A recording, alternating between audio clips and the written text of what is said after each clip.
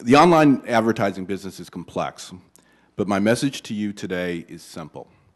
Online advertising benefits consumers, promotes free speech, and helps small businesses succeed. Google's acquisition of DoubleClick will help advance these goals while protecting consumer privacy and enabling greater innovation and greater competition. Now, in our experience, users value our ads because, like our search results, they connect them to the information, the products, and the services that they seek. Our online advertising promotes freer, more vigorous, and more diverse speech. We know that many bloggers and many website owners actually can afford to dedicate themselves full-time to that endeavor because of online advertising. In fact, last year we paid $3.3 billion in advertising revenue to our website partners, and it's a great satisfaction to us that we're able to help this proliferation of online speech and activity. Now, our advertising network also helps small businesses connect with consumers that they otherwise wouldn't be able to reach, and to do so affordably, efficiently, and effectively. Let me give you an example. Alan Edmonds, the shoemaker in Wisconsin, is a great example of how this works. Alan Edmonds has frequently appeared as a sponsored link or ad to people searching for terms like men's dress shoes. Now, according to Alan Edmonds' marketing director, the company's online sales rose 40% in 2005 because of the type of advertising that Google does. Mr. Chairman, there are thousands of other companies throughout America. Most of them are very small businesses that also advertise with us. Now, we believe our acquisition of DoubleClick will help us provide even more benefits to consumers, support even more free speech, and help drive the success of even more small businesses throughout the country.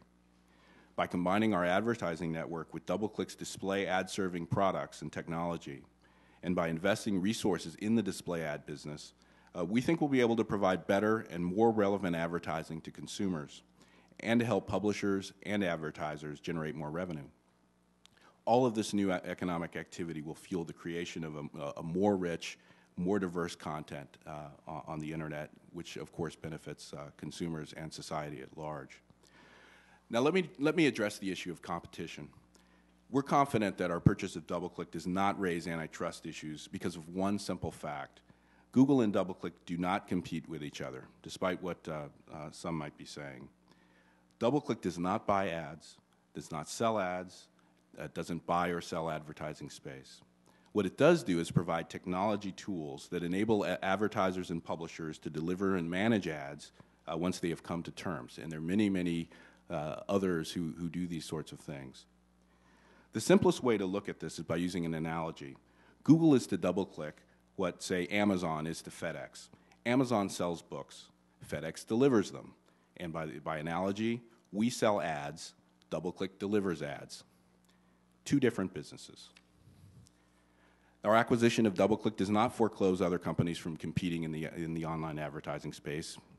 Recent acquisitions in the space by Microsoft, a $6 billion acquisition of Aquantive, which was a competitor of DoubleClick, acquisitions by Yahoo, AOL, and others are strong signals that the market believes this space has a lot of room for growth and a lot of room for competition. Beyond the recent acquisitions, there are thousands of companies that are competing in selling online ad space. Now, despite what they're saying here today, Microsoft actually appears to agree with this. Brian McAndrews, who's the Microsoft Senior Vice President of the Advertiser and Publisher Solutions Group, and before that the CEO of Aquantive, recently commented that the online advertising business is, and I quote, in the first inning or second inning of a long game here, unquote. He goes on to say that, quote, there's no monopoly on innovation. I don't think you're going to see 2 or 3 big players and then game over. There will continue to be a broad range of companies, unquote. We certainly agree with that. And if it were one stray comment in an unguarded sort of moment by a Microsoft executive, it would be one thing. But we've compiled a lengthy list of similar statements from Microsoft senior executives, all made after the announcement of the DoubleClick transaction and after the Aquantive transaction, and they completely contradict what Microsoft's saying here today. It seems like the only place that Microsoft is making these arguments about fear of declining competition in the online space is here in Washington.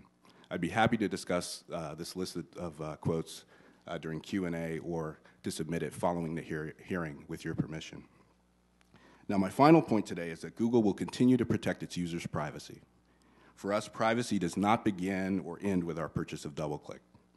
Privacy is a user interest that we've been protecting since our inception, and will continue to innovate in this area. We spend a lot of time designing our products on the principles of transparency and choice. Transparency about what information we collect and how we use it, and user choice about whether to provide us with any personal information at all. We were the first leading internet company to decide to anonymize IP addresses and cookies in our server logs after 18 months. Most of our products allow people to use them anonymously and do not use any personally identifiable data unless we fully disclose that use in our privacy policy. We support federal privacy legislation and the development of global privacy standards that can help build consumer trust and confidence in the internet. We will also participate in the FTC's upcoming town hall on privacy and online advertising, which we think is a great vehicle for further examination of this subject. And we'll continue to innovate in this area. Looking ahead, we're approaching our entry into the ad-serving business with a fresh eye.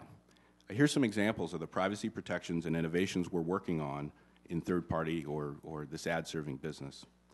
We'll be including an opt-out mechanism so that people can choose not to have an advertising cookie placed on their computer. And our industry-leading decision to anonymize logs data after 18 months will also cover any log data generated in our ad-serving programs that we're testing now. We're exploring the use of what we're calling crumbled cookies so that user data isn't stored just in one cookie, which I know concerns some people. And we're working on better forms of notice within ads so that users can better understand who's behind the ads that they see. Now, some of these ideas are experiments, and like all experiments, they may or they may not work out, but we're excited to start innovating in this area for our advertising customers and for our users to deliver better ads for them. Now, as I conclude my testimony, I'll note that a lot of this activity, it seems like a lot of activity, and you may wonder why we focus on it. Now, for one reason, protecting privacy is really part of the Google culture. And it's also a priority because our business simply depends on it. If our users don't trust us with the way we manage their information, they simply won't use us. And they're one click away from switching to any other competing product. I appreciate the opportunity to discuss these issues with you in the question session, and thank you for allowing me to testify.